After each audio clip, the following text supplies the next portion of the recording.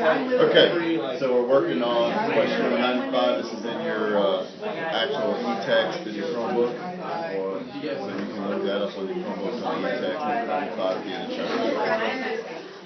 All right, so you might want to pause this, and then because we're about to go over it. So try to work it without. That's a good one. That's a good one. Okay, how many of y'all would bet me a nickel that you got this one right?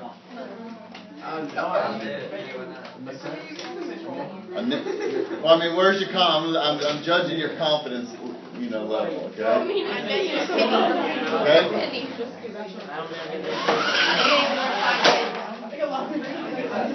Have that a nickel on roll. All right. Well, let's just say, what did we get as an answer for the empirical formula? Okay. What, Al? C8H8O3? Okay, so now how many would bet me a nickel? You're the only three that got that answer? Okay. Alright, so let's look at it. Okay, so again, we know that we have CXHYOZ plus some amount of oxygen. It's going to go always to CO2 and H2O. Okay? Now, since nobody has super high confidence here, let's really stay focused. Okay? So when 1.05 grams, I always like to, when I'm solving a problem, write down my given. Okay? Just try to get some kind of organized plan on how to solve it. So I'm going to get 2.43 grams of this, and I'm going to get 0.5 grams of water. So how do I find the grams? Again, I need, what type of ratio is XYZ? Moles. So we need moles, right? So I have grams. So what do I need to find out first before I even go to mole? Percent composition, because that's going to help me find of carbon and grams of hydrogen and grams of oxygen. Then I can convert it to moles, get my mole ratio, and then that's my empirical formula. So we're going to use, because all of the carbon went to the CO2, we can say that 12/44 of any amount that we have times 2.43, and how many grams does that come out to? 0.66273. They never get a solid answer. I know. Okay? So that's going to give me how many moles of carbon. And how many moles does that come out to? Okay. Matt, what? 0.0553. 0.0553. Okay? So now we can do the same thing with the hydrogen, because it all went to water. So we're going to go 2.02 divided by 18.02 times 0.5. And that turns out to equal 0.0561 grams of hydrogen. Divide that by 1 mole over 1.01 grams, and that comes out to 555. Okay? So now how do I get oxygen? Take the grams together. 1.05 grams minus the 0.663 grams plus the 0.561 grams. And that's going to equal how many grams of oxygen? 0.331. 0.331 or 331 or 0331? 331. 1 mole over 16. And that's going to be how many moles? 0.0207 moles of oxygen. Now, y'all, one of the common mistakes is to try to divide this by the smallest value and not convert it to moles. Okay? So now we have a mole ratio, so now how do we get a small whole number ratio? Divide by the smallest, and so this is going to equal 1, this is going to equal 2.6. 2.66, so this is going to be 2.66 or 67. So what do we do then? Can we just round that to 3? How do you know to multiply that by 3? 66 is 2/3. Because 0.66 is 2/3, right? Now, if it came out to 0.65, 0.68, that's still within that range to where it's 0.67. Okay, so it doesn't have to be exactly 0.66666 in order to multiply by 3. It just needs to be close. So when you multiply by 3, it comes out pretty close to 8, within that 0.05, 0.06 of 8 when you multiply it. So it's going to be times 3, times 3, times 3 equals 8, equals 8, equals 3. So our empirical formula, C8H8O3. So a whole bunch of y'all in there, all the options, only 4 of y'all would bet. Oh wait, no, I got it wrong, so I didn't. You got it wrong, so you I said get... I bet a nickel, so I got it wrong. Oh, no, I don't bet on being wrong. I corrected that. Okay? Now, if we wanted the molecular formula, what else would we have to be given? The molar mass, and then we would just get the empirical formula mass, divide that in, get some other whole number, and then multiply that by it. But the reality is that that's both the empirical and molecular formula. Okay? Now, there's all kinds of variations of that, but the key on this is if it asks for a part of a whole, if it asks for how many grams, you need to know how many grams of carbon are in CO2, or the other one we did had chlorine in it, HCl. The problem right after this is a great problem. It kind of combines a whole bunch of concepts. It's a little bit more of a challenging problem than number 96. If you want to just do that for fun. That's sick kind of love. And so you can just kind of do that one. Anyway, okay. So that's the quantitative information we can get just from a chemical formula. We can get the percent composition.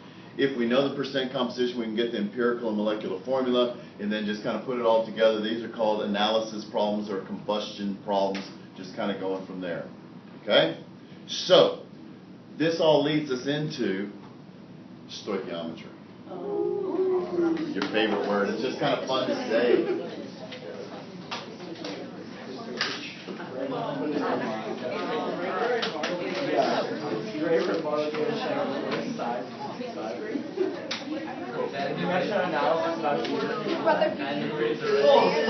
Okay.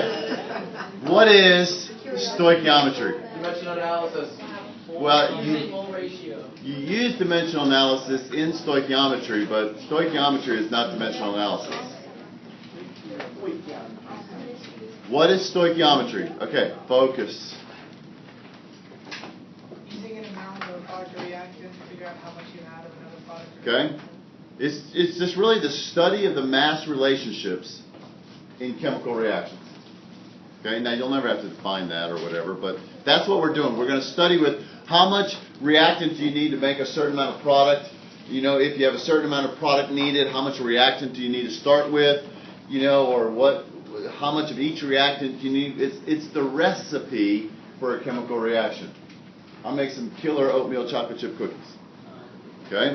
That's awful. But I know oatmeal chocolate chip cookies. Oatmeal chocolate chip, they're really good. Okay? Put a chocolate chip in there, makes it even better. Are they like dewy? Yes. It won't taste like wet paper. They won't taste like wet paper. No, these are world renowned. Why don't you bring them in? So, maybe one day. Everybody makes a 5 on the AP test, then I'll make them the next day. Okay. But in order to make those, I have a very specific recipe. 3/4 cups white sugar, 3/4 cups brown sugar, it used to call for a cup of shortening, but I have it down to I use about 7/8, a little bit less than 7/8 of a cup. Okay? So, I just go through, I have exact recipe. I need to know how much I have. That's what we're doing in stoichiometry for a chemical reaction. We need to know the exact recipe. How many grams of this do I need to mix with how many grams of that to be able to get a certain number of grams of product? And so it's just all about that. So there are 4 steps to solving a stoichiometry problem.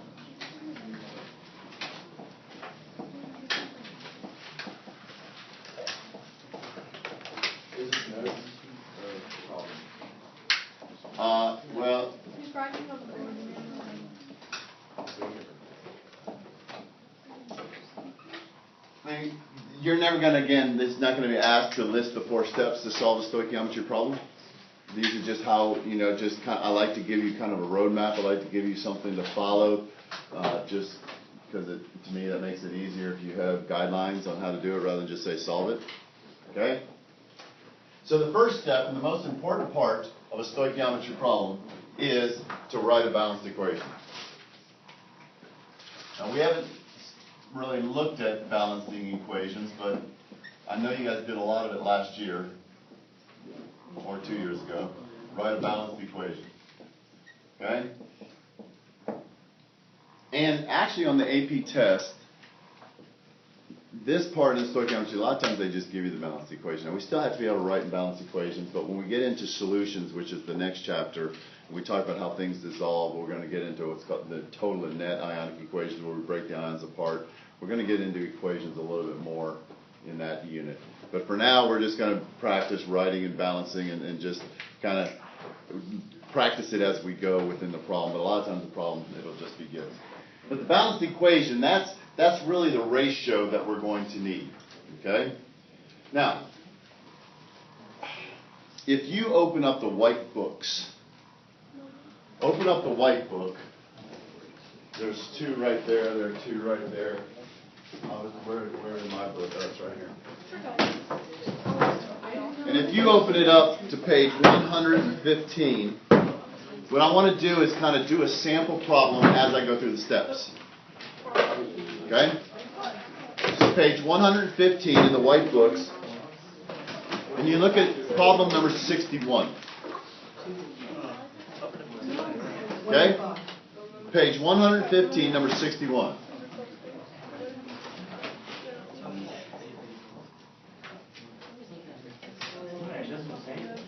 It says, aluminum sulfide reacts with water to form aluminum hydroxide and hydrogen sulfide.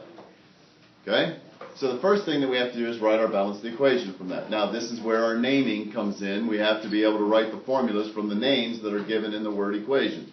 So it says aluminum sulfide. So what's aluminum sulfide going to be? Aluminum is what? Al with what charge? 3 plus. Okay, look where it is on the periodic table. You don't have to memorize anything. It's in family 13, so the charge is 3 plus. Sulfide, aluminum sulfide, right? Okay, a sulfide, since it's ide, is there any oxygen in it? No. Okay, it's just the S. So what's the charge going to be on it? -2. Okay, because it's in the oxygen family. Everything is going to, there's only one possible negative. They have a plethora of possible positive oxidation state. Okay, but there's only one possible negative, and that's -2 or 2 minus. So what's the formula going to be? Al2S3 plus reacts with water. Hopefully we all know this one. Okay. And it says that it makes aluminum hydroxide. So aluminum is Al3 plus what's hydroxide? OH with what charge? Minus, so I need 3 of them. Plus hydrogen sulfide. Okay? So hydrogen sulfide, hydrogen is H. Sulfide we know is 2 minus. So it's going to be H2S. Now just so you know, this is a good one to know. This is a common gas, hydrogen sulfide. That's why it's not called hydrosulfuric acid, because it's not in water. Okay? We're assuming all the water reacted. This is probably a gas that's bubbled off. This is a gas that smells like rotten eggs. It's also extremely poisonous, and so you have to be real careful with that, but it smells like rotten eggs. And so we have the aluminum hydroxide.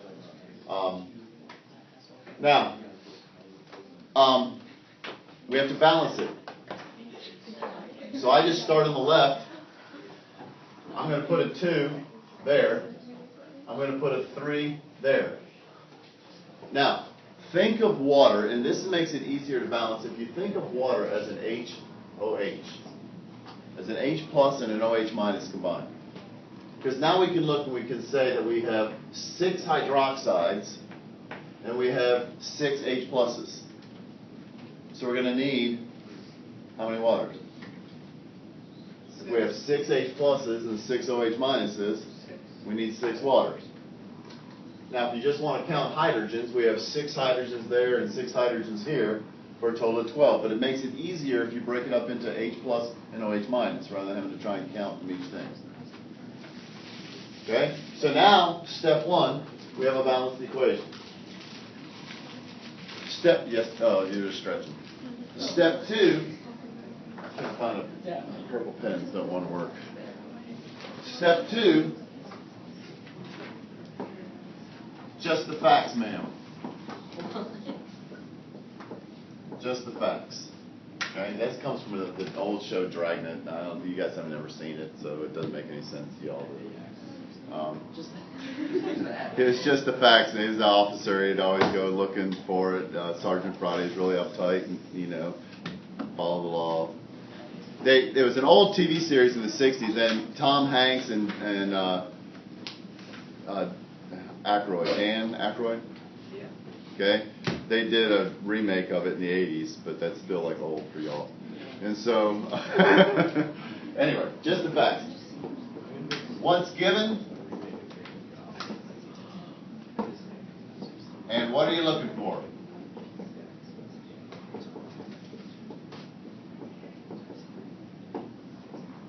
Okay? Because again, just like in all the other problems that we did, if you don't know what you're looking for, you'll probably never find it. Okay? She has a sign somewhere. Okay? So it says, write a balanced equation, it says how many grams of aluminum hydroxide are obtained from 6.75 grams of aluminum sulfide. So I'm given 6.75 grams of aluminum sulfide, and I want to know how many grams of aluminum hydroxide I can find. Okay? These other things here, you have to have them to write the balanced equation. You have to have them to be able to balance it, and get the ratios right. But once we have our given and our known, now we don't even worry about these things. We're only worried about the given and the unknown. Now, the given can be on either side of the equation. The unknown can be on any side. They can both be on the same side, both reactants, both products. Doesn't matter. We have a given and we have an unknown. So then step 3 is determine the mole ratio.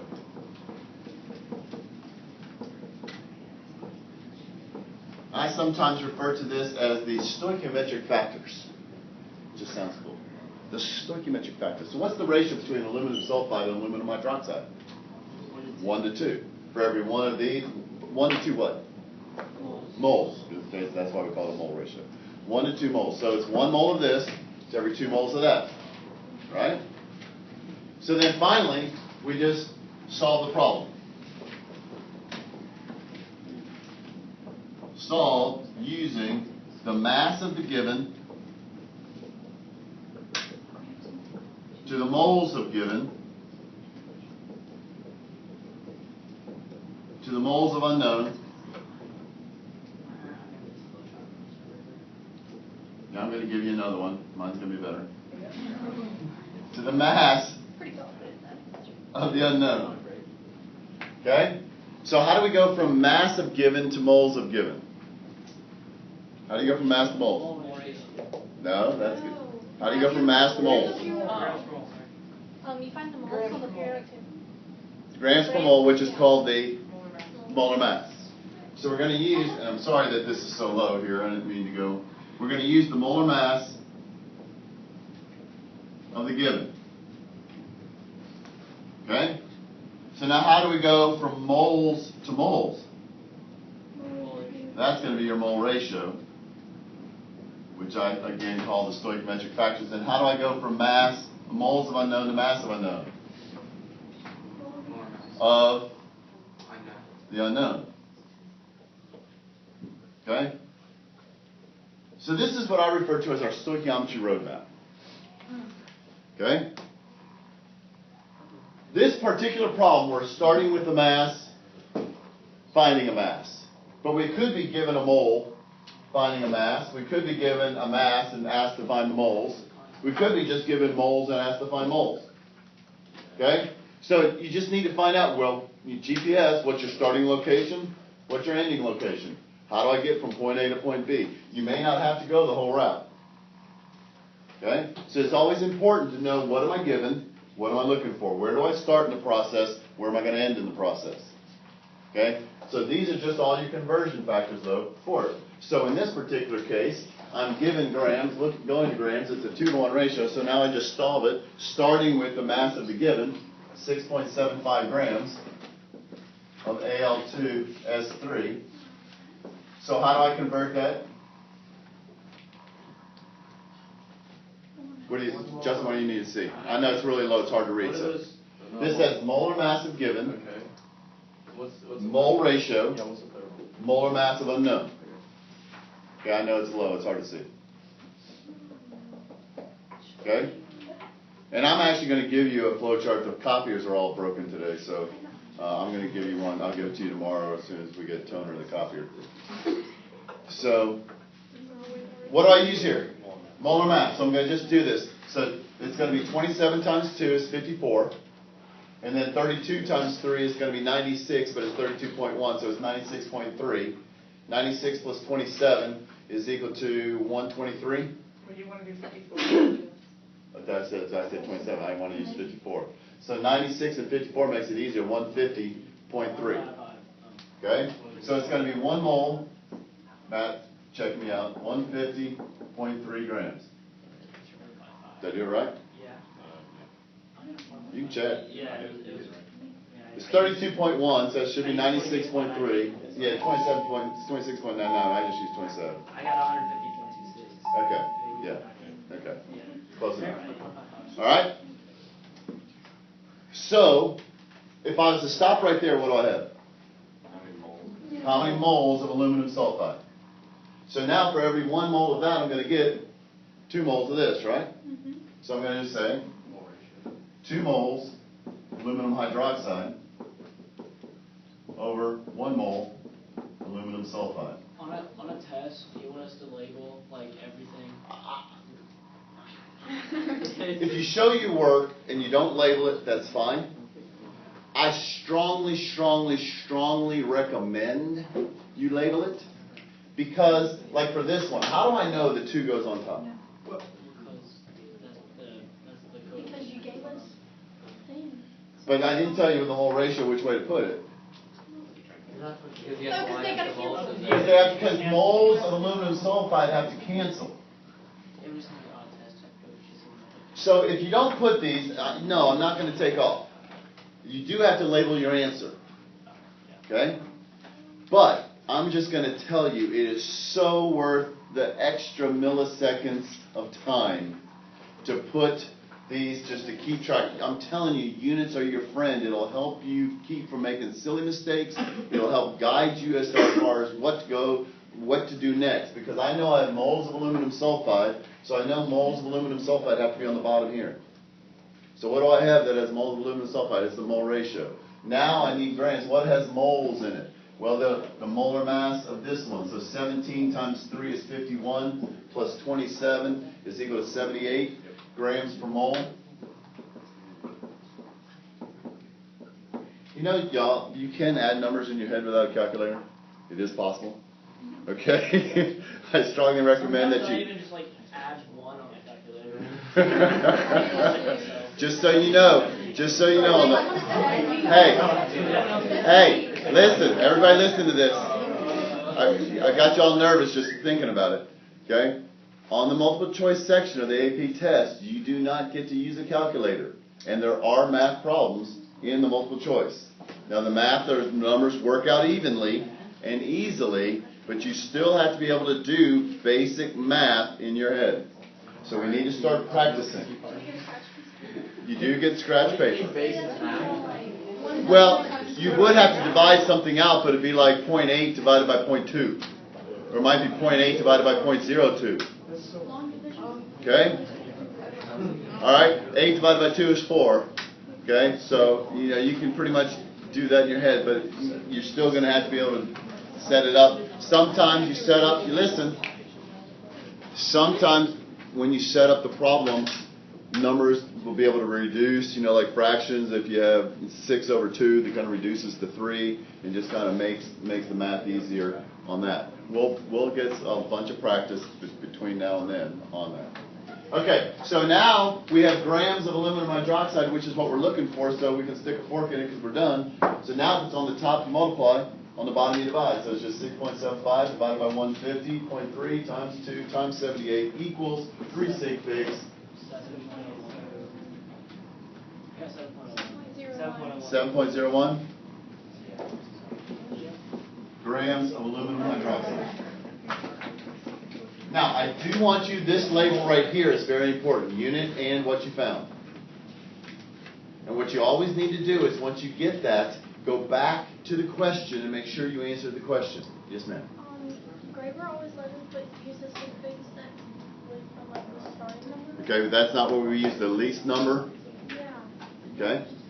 So what we don't want to do, is make sure that if we calculate a molar mass, we don't want that to be the limiting factor because we have more digits on the periodic table.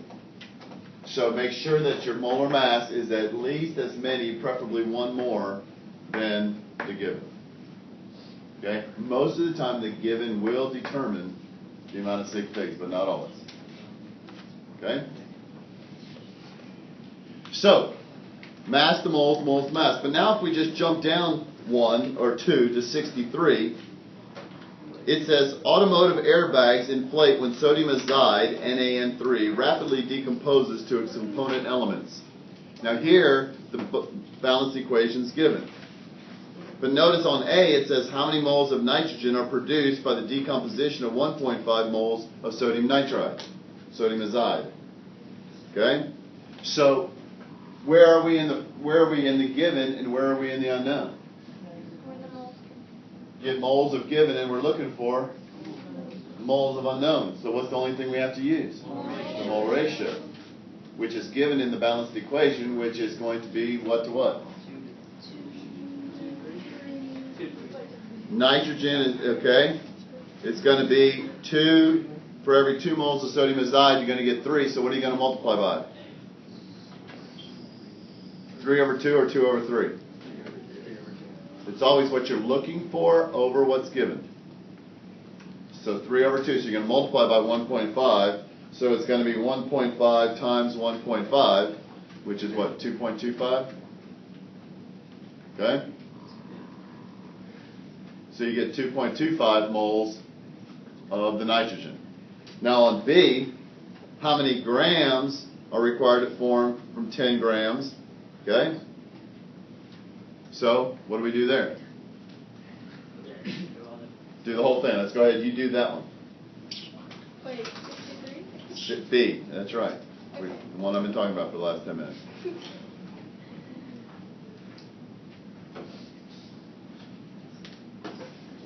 Ow. Now your shoulder.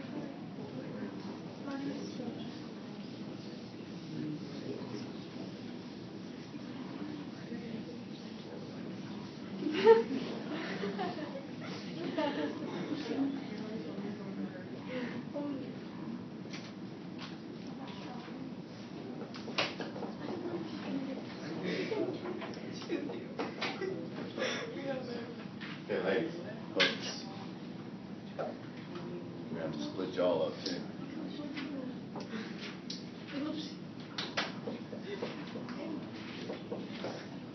Because it just decomposes, huh?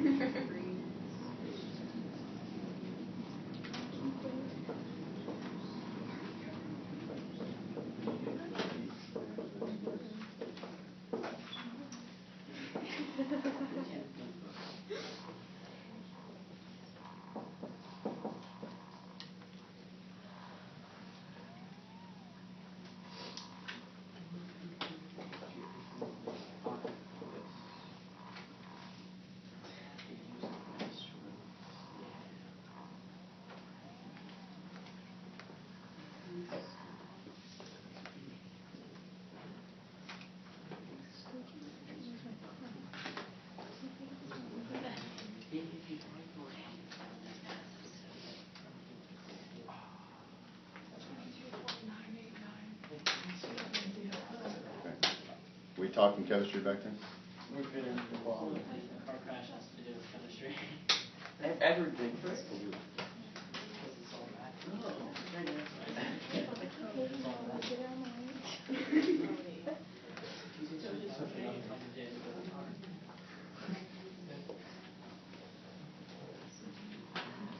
Okay, y'all remembering how to do all this? Is this just kind of, you did enough of it to where it's pretty instinctive?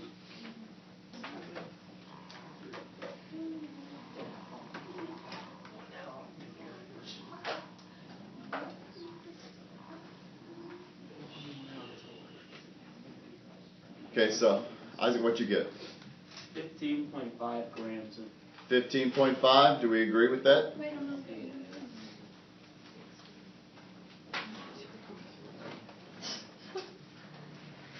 Yeah, sure. yes. Yes? Maybe? Front table, we're good? Okay, I'm just trying to judge where we're at here. So let's just real quickly, notice here that we're given the product looking for reactant. It doesn't matter. We're only concerned about the given and the unknown, so we just start with the given, 10 grams of nitrogen. Convert that to moles using the molar mass. Now it's N2, so it's going to be 28 grams per mole. The mole ratio is going to be 2 moles of NaN3 over 3 moles of N2. Now just making sure everyone's good with knowing what goes on top, what goes on bottom, and why. Okay? Mole, grams canceled here, moles of N2 canceled there, so we're left with moles of sodium nitride, with sodium azide. That's the common name of it. So, if it were to ask how many moles were formed, or we needed how many moles, we could just stop right there. But we want grams, so we have to use the molar mass. So 14 times 3 is equal to 42, plus 23 is going to equal 65 grams per mole.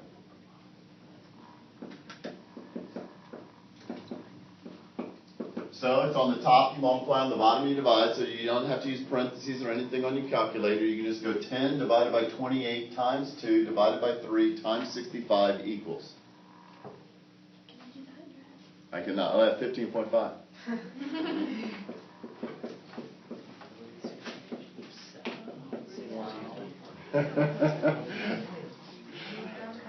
In the next class, although it's on video now, but in the next class, I'll just go through and just act like I'm doing it and come up with 15.5.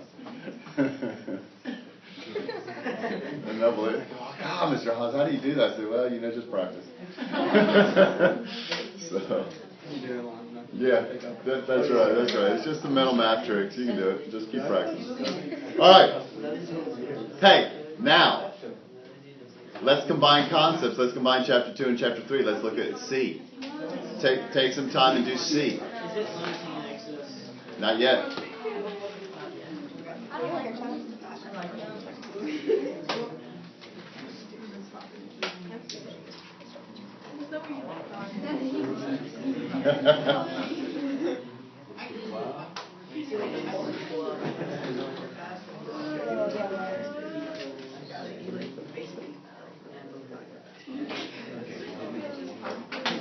Okay, let me just give you a hint.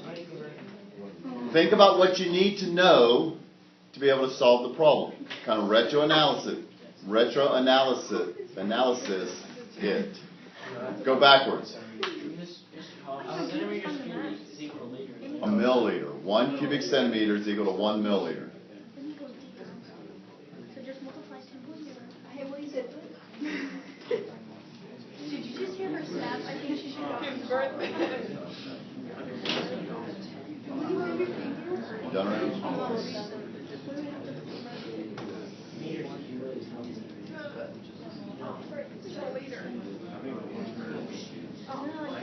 Whether 1 cubic centimeter equals 1 milliliter. Wait, what did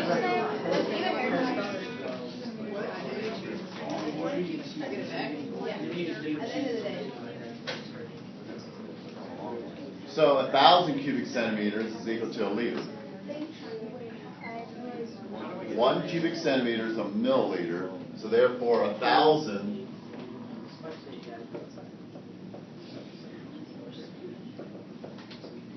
is equal to 1 liter. Right? Because 1,000 milliliters is a liter. So a liter is 1,000 milliliters or 1,000 cubic centimeters. by 4 inches.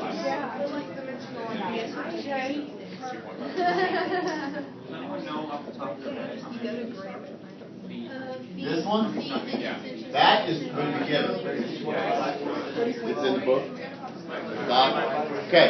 Hey, y'all would not have to know this point. You need to know this. You need to know that. But this would always be given if you were to need that. Mr. Hobbs, what's the answer?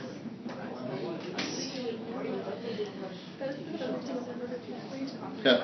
Keep working.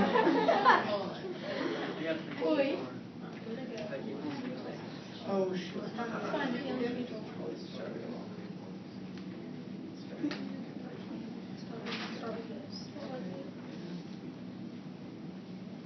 Oh. The answer's in the back of the book. Sorry.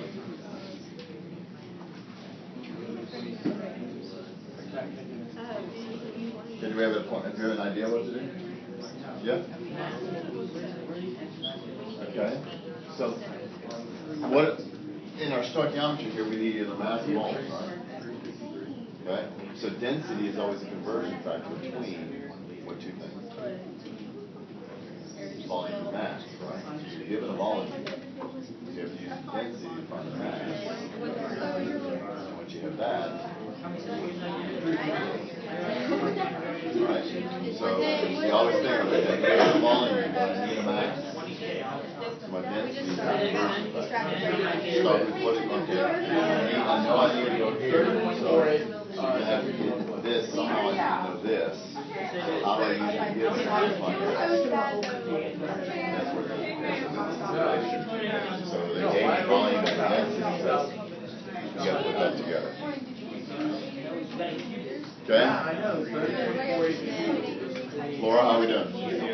Not really?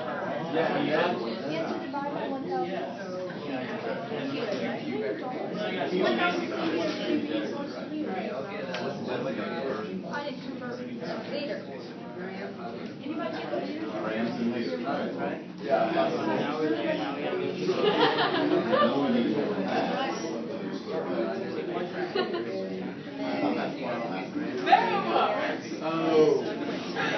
Too busy talking.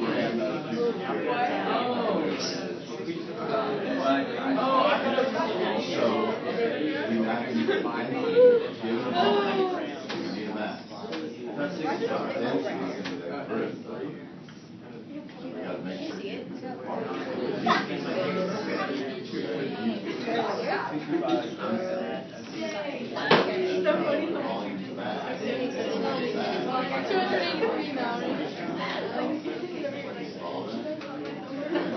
So you have to go with, okay, I need Let's do that first.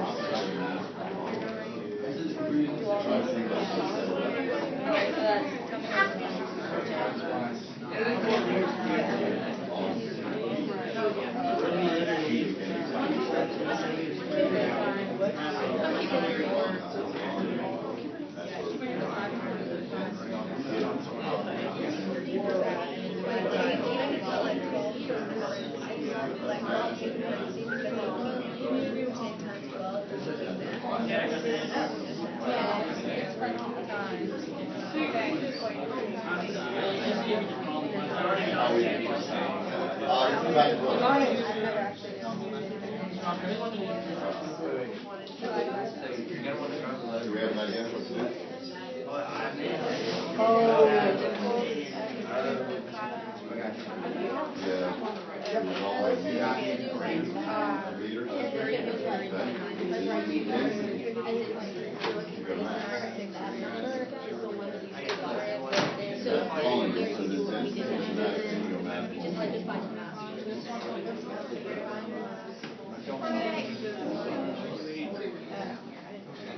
You do that little like chunk of that's good. She is so mad.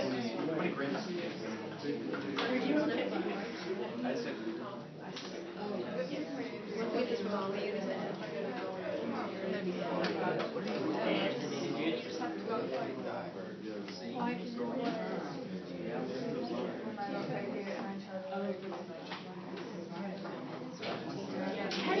You did me.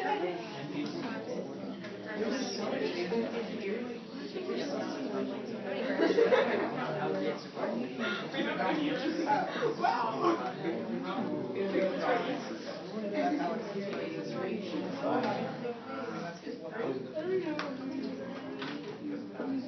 I didn't think Just put a point, 283. Oh, it's not here.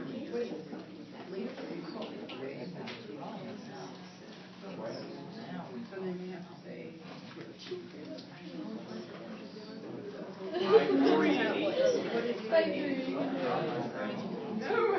Hey, Hobbs, what did you say the answer was?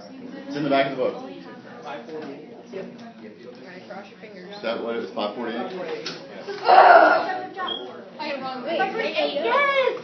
How did you Yeah, get right? that's Oh, I'm better than you. You're never better. That was a good height. Calm down. Calm down. I thought y'all were the same. No, she didn't get the answer right. Hey, it's 5:33. It's not even laughing with you, Mom. She was so mad because we got four classes together. She started yelling at See, the feeling's mutual, Mom. Okay, so we get Where did you get 65? Okay. It's long, but again, this is for units. This is for units really help. Okay. Let's bring it back now. Okay? Okay? Let's refocus. Let's put non-essential electronic devices away. And let's look at how we solve this. How do we attack this, okay? So here's my given. It hurts my feelings. Okay? Here's the given. I have 10 cubic feet. Now again, one of the things that we just need to know right off the bat is that a cubic anything is a volume. Cubic inch, cubic foot, cubic centimeter. Anything with a cube is a volume. Length times width times height. It's going to give you that cube. Okay, so I have a volume. And I'm asked for a mass. Well, the first thing I did, then they give me a density. And density is mass over volume. So it's a conversion factor between what two things? Mass and volume. Okay? So I'm saying, okay, well, I have a volume, but to do stoichiometry, I really need a mass to start with. So I've got to get my volume to a mass in that case, so that's what density is all about. So now I got to make sure my units match up. So I'm going to start with my given, 10 cubic feet. And I'm going to keep the nitrogen on there.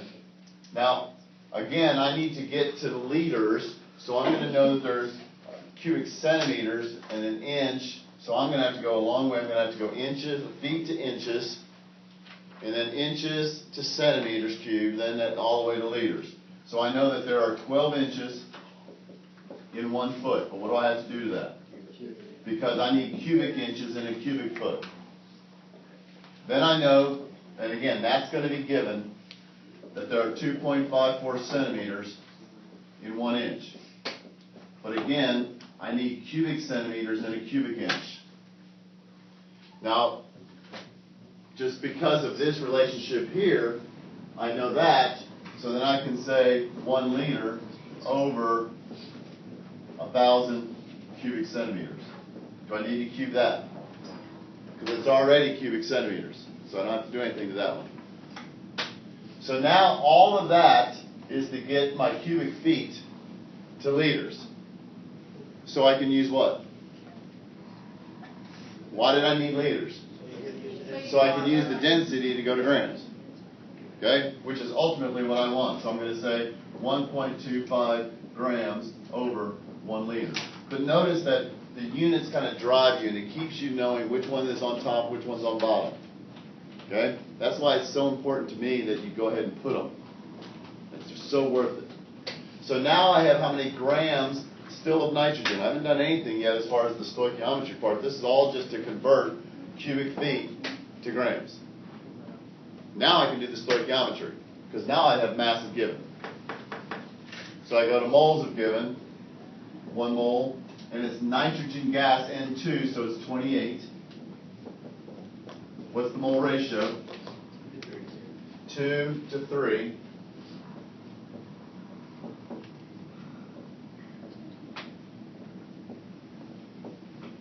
And didn't we already calculate the molar mass? 65.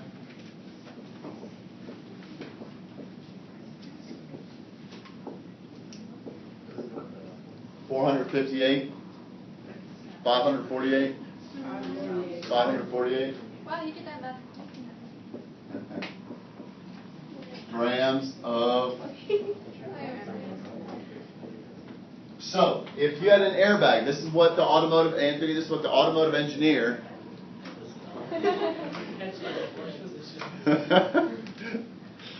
With this many people, it's just, you have to stay focused. Otherwise, it just, the little bit just goes to chaos. An automotive engineer is going to have to say, okay, well, how big does the airbag need to be? How much sodium iodide, how fast is it going to react, all those different things. It's really amazing how fast the reaction takes place to get it to decompose. And they use electricity, just the impact causes an electrical, from the battery, and then that just causes it to decompose almost instantaneously to be able to fill up the airbag. Then the airbag has to be able to release it as well as you're hitting it, because otherwise you'll be bouncing off of it like a big, bounce ball type thing.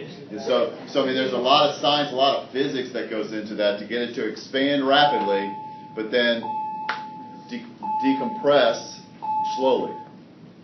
So it's absorbing your energy as you're hitting it, and so it's really kind of remarkable. But just know that once you airbags get deployed, if you have an older car, it's probably totaled because it's really expensive to replace them.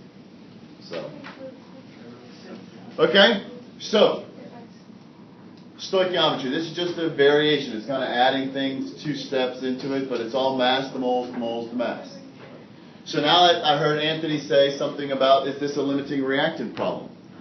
Okay, so Morgan, what is a limiting reactant in a chemical reaction? It's where it limits the reaction. Why? Because there's not enough for the reaction to go through.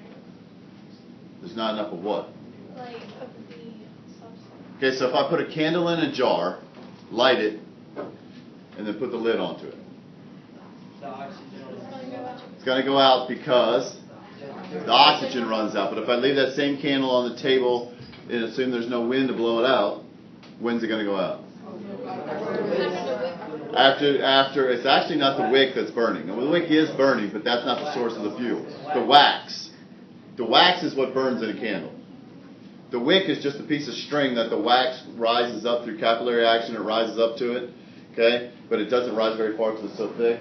And so the wick always kind of burns down to that level. But if you notice that when a candle's burned all the way, there's not any wax left, because it's all turned into carbon dioxide and water. Actually, you get a lot of soot. You get a lot of the black carbon as a result of incomplete combustion as well. But the wax is what's burning. Okay? So the limiting reactant is the one that runs out first. Now, I know that Mr. Graber and most chemistry teachers teach you just to take both reactants and take it all the way to the end. There's a trash can back there, but yeah. Okay? So, but I'm going to show you a shortcut if we just need to find what the limiting reactant is. Because sometimes in a multiple choice question it just asks for what's the limiting reactant.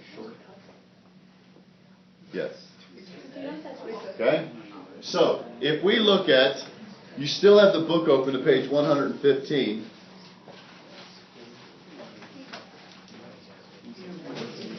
Look at number 73. It says the fizz, here's an Alka-Seltzer right here. The fizz produced when an Alka-Seltzer tablet is dissolved in water is due to the reaction between sodium bicarbonate, baking soda, and citric acid. And they give you the equation there. In a certain experiment, 1 gram of sodium bicarbonate and 1 gram of citric acid are allowed to react. Which is the limiting reactant? Okay? So, we're going to follow the same steps. We're just going to have to add one in to determine the limiting reactant.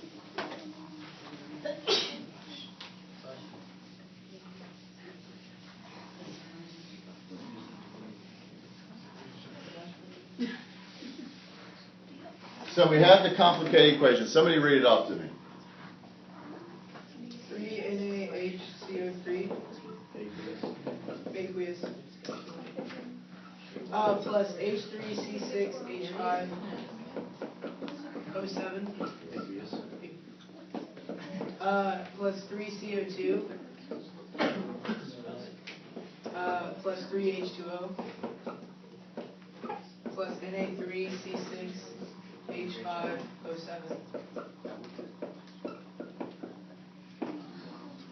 Okay? So, this is what happens when you drop an Alka-Seltzer tablet into water. Really what's going to happen is that this really, if we were to do our type of reaction, we're doing a double replacement reaction, you're really forming H2CO3, carbonic acid. But carbonic acid is very unstable, and it always decomposes into H2O and CO2. It's called a gas-forming reaction. We're going to look at that next chapter. Okay? But anytime H2CO3 is formed as a product, you're going to get CO2 and water. Okay? That's the fizz in a effervescent tablet. To effervesce means to produce a gas rapidly. Good ACT word. Effervescent. Okay? So, we're given 1 gram of this and 1 gram of that.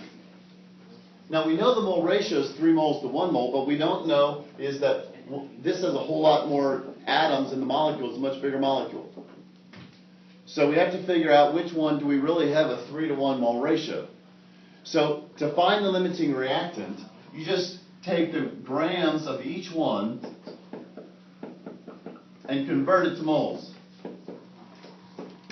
1 mole over, and it's going to be 16 times 3 is 48, plus 12 makes 60, plus 1 makes 61, plus 23 makes 84.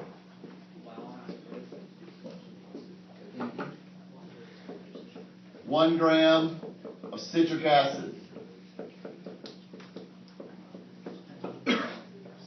This one's going to be a little more challenging. Okay, so we have 6 times 12 is 72, plus 8 makes 80. 16 times 7 is 112. 112 and 80 is 192.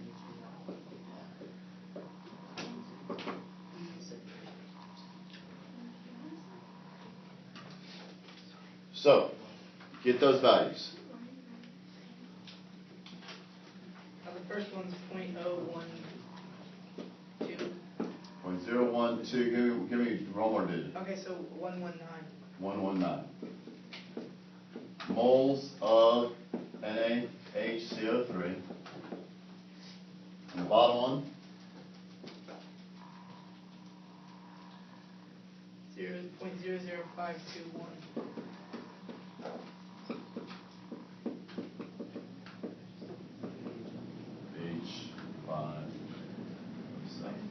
Okay, so now that's how many moles we have. Now the question is, do we have 3 times as much of this? So to find the limiting reactant, divide each mole by the coefficient in front. So we're going to divide this by 3 and this by 1. So obviously this is going to be the same. So this divided by 3 .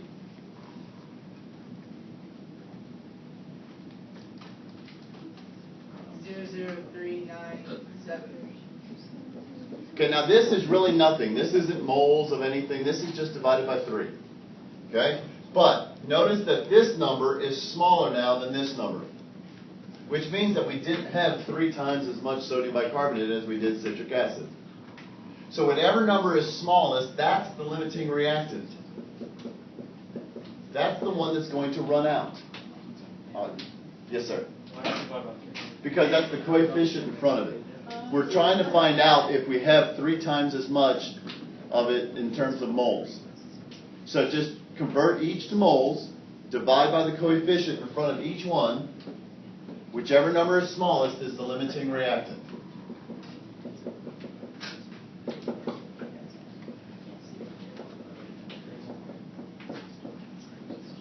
Okay, and I'm always just going to refer to that as LR. Okay? So the answer to part A is the sodium bicarbonate is the limiting reactant. That is 100% correct way, acceptable way to find the limiting reactant. You don't have to go all the way out with each one to mass to moles to mass, and then the smallest one being the limiting reactant. So if the coefficient had been like 2 or 1 in front of... Then this number would have been a smaller one. It would have been a limiting reactant. Because that means we would have had double or, the same amount. If it was 1 to 1, we definitely have more moles of this than we do of that. Okay? Now, what does the definition again of limiting reactant mean? Okay? Controls when they're active. The limiting reactant determines when the reaction is going to stop because it's going to run out first. Because you were talking to her and I was trying to get you to focus. The eye in the sky is watching you. Oh, it didn't turn. Come on, follow me. I'm over here. I'm over here. Come on. Come on.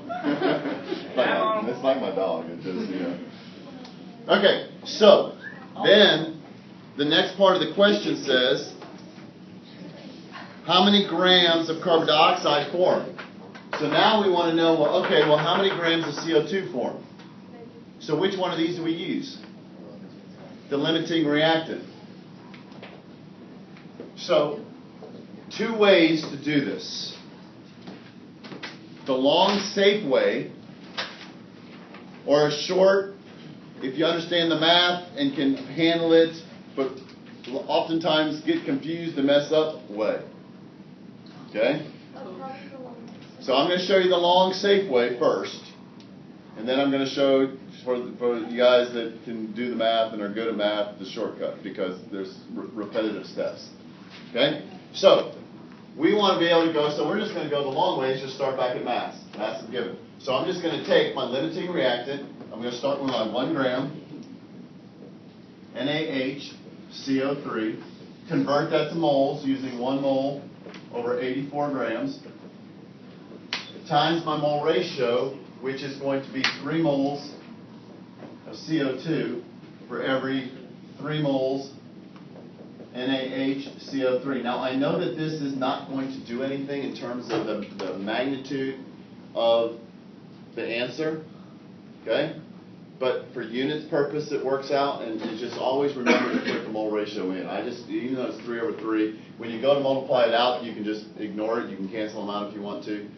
Okay, and then we go to, and we should know the molar mass of CO2 now, just from doing it so many times.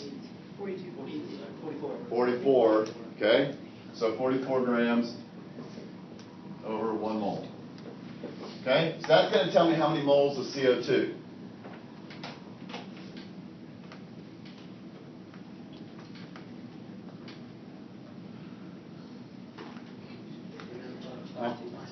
How many? Yeah, 0.5236. 0.5246 phase, we'll keep it 3 grams of CO2. Okay? Now notice, for the shortcut way, that we took 1 gram, divided it by 84, and then we divided it by 3. Which means that we could have started with the 0.0397. Take that 0.0397, just multiply it by the coefficient in front of the unknown, times the molar mass of the unknown. So we could have just gone 0.00397 times 3 times 44. That's the shortcut, probably going to get confused, mess it up with. Okay?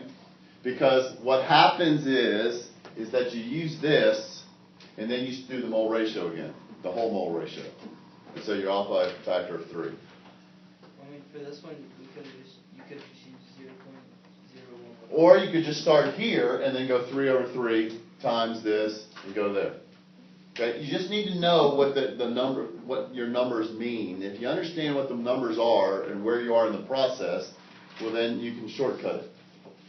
But sometimes it's just safer to go mass to moles to moles to mass, because we're so comfortable with that. Okay? Again, what happens is that you start with this thinking that it's this.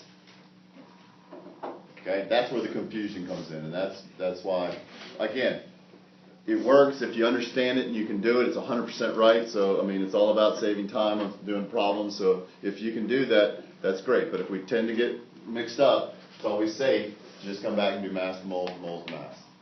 But you are repeating, the same thing that you've already done one time there. Okay? Y'all follow me on that? Safe way. That's the way I recommend. Okay? Now, the last part of this says, okay, well, if this is the limiting reactant, that means that, okay, I made 0.524 grams of this, I made some of this, but there's also some of this left over. Question is, how much of this is still left over? So how do I find that? I'm all here. I barely know what you're saying. What do? You use 0.00521. 5.00521 this. Yeah, that. And then you do times, what are you trying to find? It's very important to know that before you start. Times 3. And then you do, are you trying to find the grams of Yeah. Okay. What are you trying to find? What Yeah. Okay. You figure out what we're trying to find. I'm gonna. You can convert the grams of CO2 you found back to the H3C6H5O7, then subtract 1 from that. Okay. So in other words, how much of this was needed to make that? Yeah. Okay. That is a way to do it. You could use this grams and go gram mass to moles to mass, because that's going to tell you how many grams were reacted, right? Well, this is how many grams are given. We need to know how many grams are reacted, because the difference is how much is left over. Now, the only reason I would just kind of hesitate, that would work, but what if you screwed up on this one? What if you got the wrong answer here? Then you got to multiply your wrong answer. Now, on the AP test, even though if you use your wrong answer correctly, you won't lose points. But, so if you do part A, wrong, but then part B is using the answer from part A in part B, and you do part B correctly, but using your wrong answer from part A, and you show your work, then you won't lose the points for part B. Even though you got the wrong answer. Even though you got the wrong answer, the process is all right. They're only going to penalize you one time for your mistake, not repeatedly over and over. Yeah. Yeah, sig figs is just there you have one question where they count it. Yes, sir. So what happens if you take a shortcut that only you do, no one else does, and you always get it right? And what happens if they're That's fine. As long as the chemistry behind what you're doing is sound, there's way more than one way to get from point A to point B. Okay. Okay? As long as you show your work and the chemistry is sound, you get full credit. Okay? Now, so C, I'm going to come over here and do C. It doesn't matter, listen, refocus. It doesn't matter the fact that we could use the grams of this to find grams of that, but there's also a certain ratio of how much of this reacts with this. So what we need to do is find out, how much reacted with 1 gram, because this is the given. Okay? So we just start with a given, and then just say, how much of the citric acid is required to react with this? And then the same thing, we're subtracted from the one that's given, and the difference is going to be the excess. So the only difference between what Cameron's saying and I'm saying is, he's saying start with this number, which would get you to here, or start with this number to get you to here. I just like to start with a given in case I messed up. Could we start with the moles of the limiting reactant? You already calculated that? Yep. It's going to be the exact same thing. You could actually start with 0.0397. And then just multiply by 1, then multiply by the molar mass. That's the shortcut. Okay? But I'm going to go the long, safe way. 1 gram sodium bicarbonate times 1 mole over 84 grams. This time it's 1 mole of H3C6H5O7 over 3 moles sodium bicarbonate times the molar mass, which we've already calculated, it'd be 192.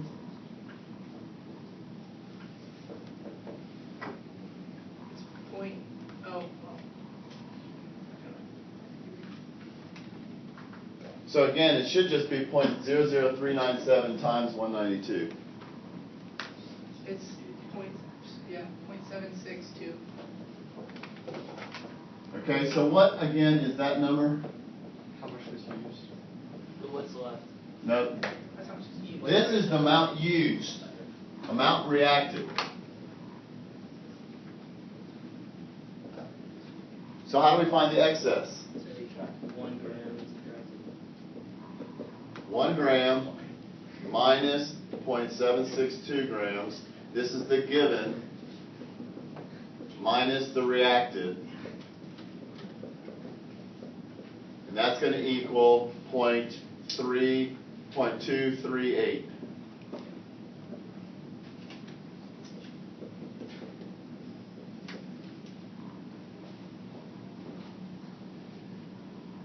So when you need excess, is first find how much got used.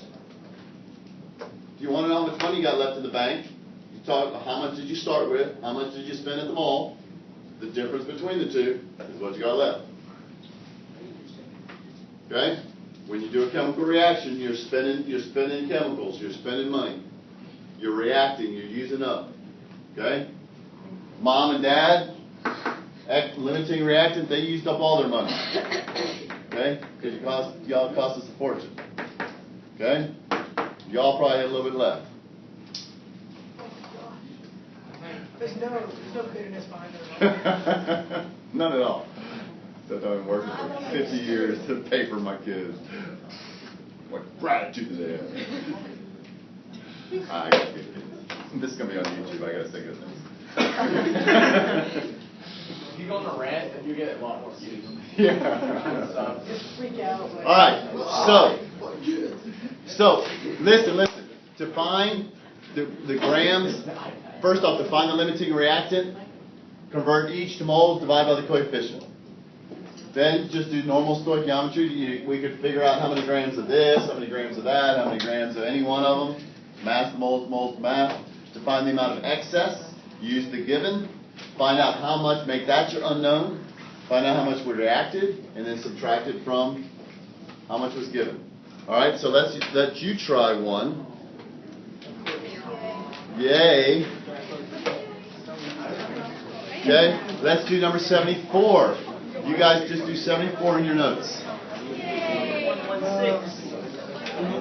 Page 116, number 74. 20. What page? The next one. The next one.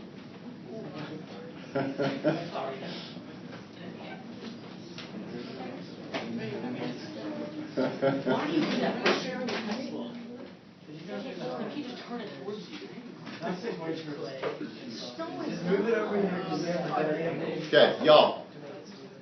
So hard to deal with. There are more textbooks and there are more chairs.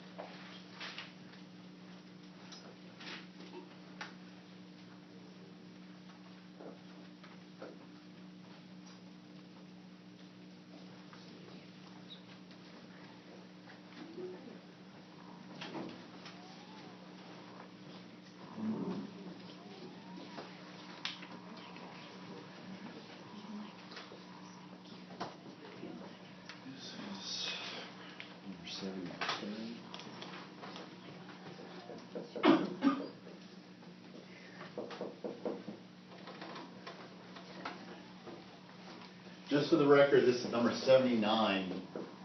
The sodium bicarbonate one we just did was 79 in your textbook. Okay? Just trying to correlate the two just so again, if you ever want to go back and look at how it's worded and things. And then What about number 63? Remember to try to 63 automotive airbags.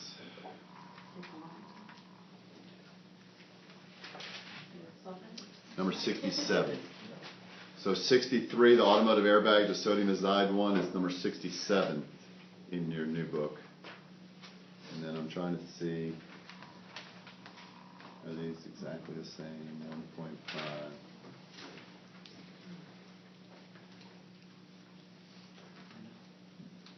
Okay. The problem that you're working on right now is number 80, but it's different numbers. Same exact question, just they changed the numbers.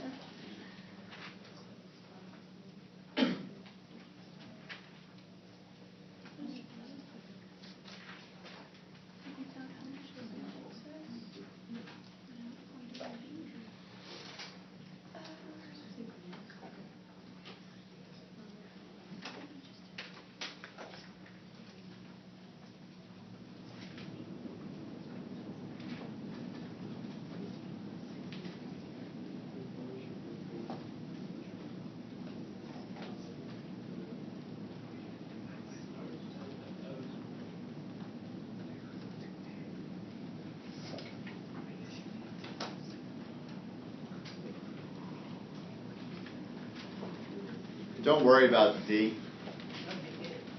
Just do A, B, and C.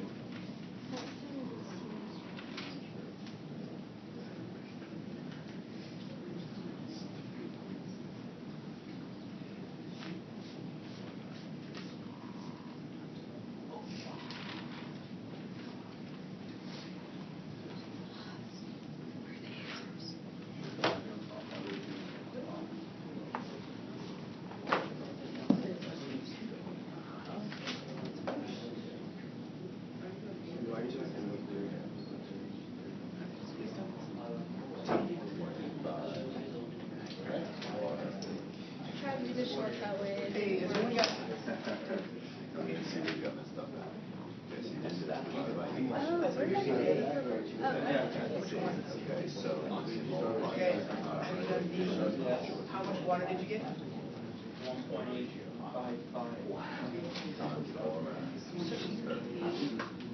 Yeah, that's right. How much would I brought? I gotta do it real quick. I did it wrong. Make sure you just do right around it, because it's 2.06, you wrote 2.6.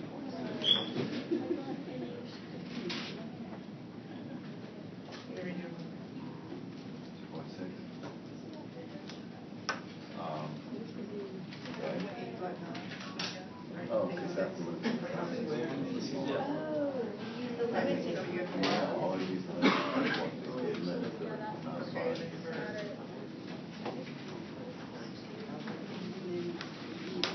I thought it was amount. So you had the process, right? Just Wait, 2.2. 2.2022. I got 2.06. Sorry. 2.06. Yeah. He's right. Oh, yeah. Wait. Which one? Thanks, man. Yeah, 2.06.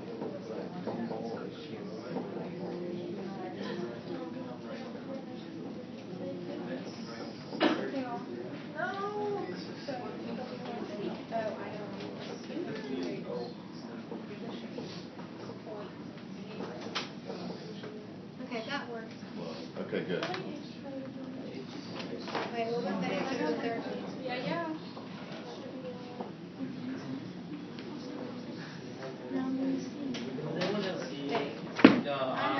On the last step.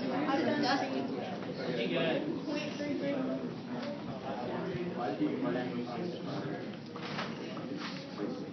2.75.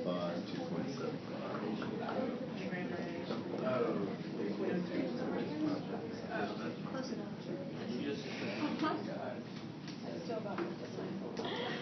Alright, cool. Money in the bank. So 15. Oh, I didn't know. We have a lab tomorrow, right? Yes. Yeah, I did. I got 23. Good, this is the number. Okay. Alright. So for this one, you Laura, looks like you just got there. Okay, you sure? Guys? Guys? You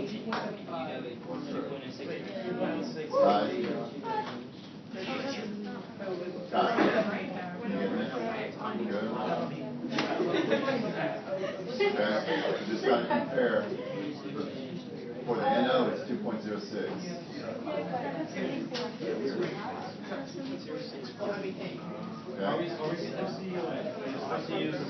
Limiting reactants. You always use the limiting, because that's by definition what it does. It limits the amount of product that gets made. How much access do you have? Okay. Let's look at this. We're running out of time, and I want to just talk about the lab quickly here. So I want to just go over this super fast and just kind of give you a heads up on the lab. Okay?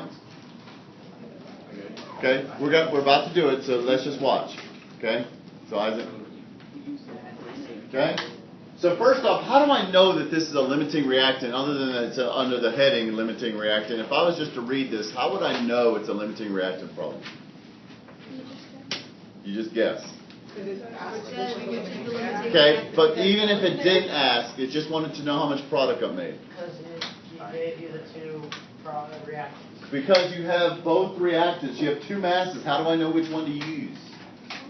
Okay, so when you're given the mass of both reactants, that's your clue, that's your indicator, okay? That's your indicator that it's a limiting reactant problem. So we can just go 1.50 grams. NH3 is called what? What's the name of it? No, some of you guys are right. It's ammonia. Okay, NH4 plus is ammonium ion, but NH3 is just ammonia. It's just a common name. It doesn't follow the rules of naming or any of that. It's just an old school name. Okay? Lexi, focus. Okay, here we go. So, 1.5 grams. 1 mole. Molar mass is 17.0 grams. You can say 17.01 if you want to.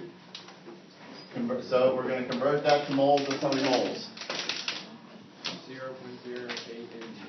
0.0882 moles of ammonia. Okay?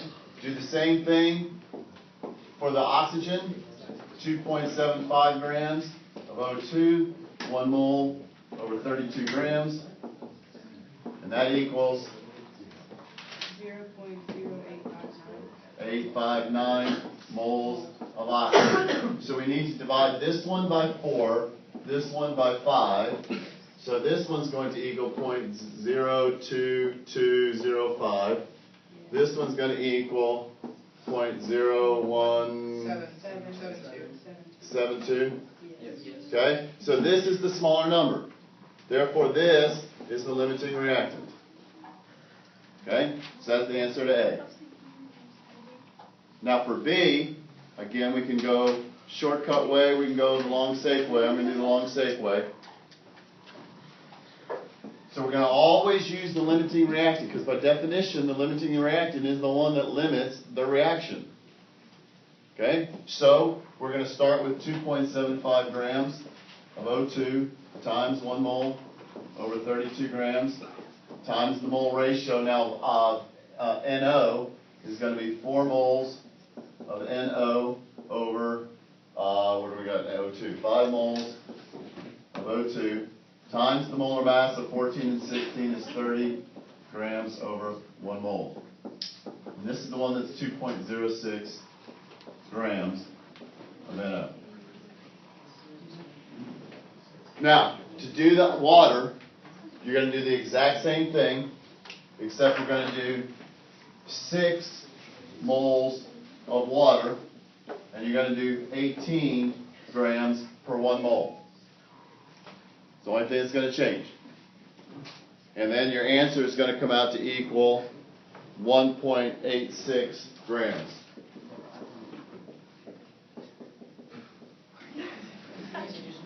Okay? Now, again, that's where, if you want to do the shortcut, gentlemen, if you want to do the shortcut, that's where you take 0.0172 times 6 times 180 times 4 times 30. Okay? Now, how do we find the excess? Well, what do we make the unknown? What's the unknown for the excess going to be? This one, Z grams. So we're going to do the same thing, but this time we're just going to multiply by 4 moles of NH3 times 17 grams per mole, and it's going to come out to equal 1.17. And what is that? That's how much reacted, right? Used. Used is easier to write. Okay? So how do I find the excess? So the excess, NH3, is equal to 1.50 minus 1.17 is equal to 0.33 grams excess. Okay?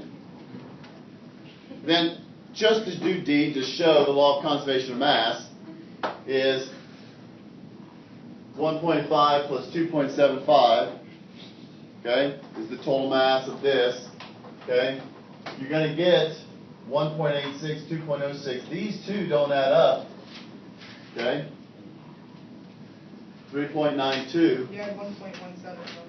Okay? Because we have to talk about the difference between the excess because you got some left over. So that the difference in the two sides is going to be the amount of excess. All right. So tomorrow we're going to do a stoichiometry problem in the lab.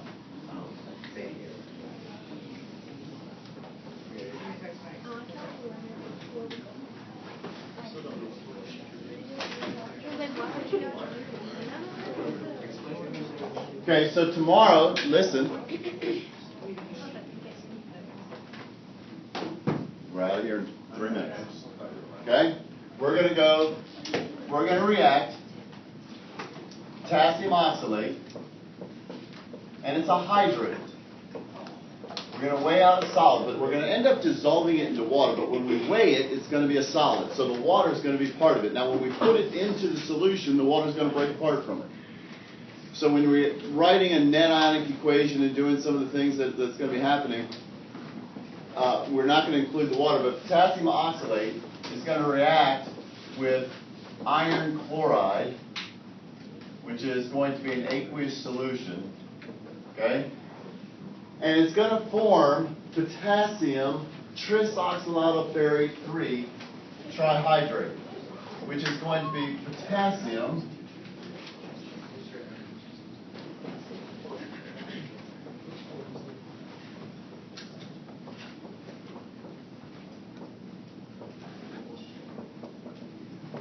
plus some, I think it's KCl. Okay? And I think we're going to need to balance that, but I'll worry about balancing it. It's going to put a 3. And then it's going to give me 6. It's going to be a 3. Okay. Now, this is what we call a complex ion. Because we have an ion here that this is a complex, and we'll talk more about that tomorrow, but this is going to be a green crystal. So we're just going to mix the two solutions together, but we're going to have to do it at 80 or 90 degrees Celsius to get it all to dissolve and react because the solubility is limited in cold water. So we get it to react in the hot water, but then we're going to put it into an ice bath. And the solubility curve is always things are much less soluble in cold water than they are in hot water. So we're going to force it out of solution as a precipitate. Okay? And so this then will be our solid, and it's going to be a hydrate, but this is what we're going to collect. But we want to purify it, and one way to purify is through recrystallization, which simply means that we're going to redissolve it, we're going to filter that out, and then let the solution, KCl will be in the solution, let it go through. Then we're going to take the green crystals, redissolve it just in pure distilled water, and any KCl that might have been in there, Anthony, you probably want to listen to this, any KCl that is going to be in there will then redissolve into the water, and then when it recrystallizes, it'll do it real specifically to where impurities will be rejected. And so as a result, then we'll get a much more pure crystal, and we're going to filter it again. We're going to use vacuum filtration. We're going to use the Buchner funnels and use suction from the drains, and it's going to make it filter much faster. So then we'll let it dry overnight, and then we'll go in just in the class, first 5 minutes of class, and weigh it. And then we're going to save the crystals, because later on, in this probably second semester, we're going to test the purity of our green crystals with pretty potently poisonous purple potassium permanganate. So that lab will be the determination of the percent purity of potassium trisoxylatoferic trihydrate by titrating it against a standard solution of pretty potently poisonous purple potassium permanganate. That's the title. That's the title of that lab. Okay. All right. Yeah. Remember, long pants and closed-toe shoes tomorrow. Okay. Okay. Hey, don't forget lab quiz. Lab quiz on Friday. Also. Oh yeah,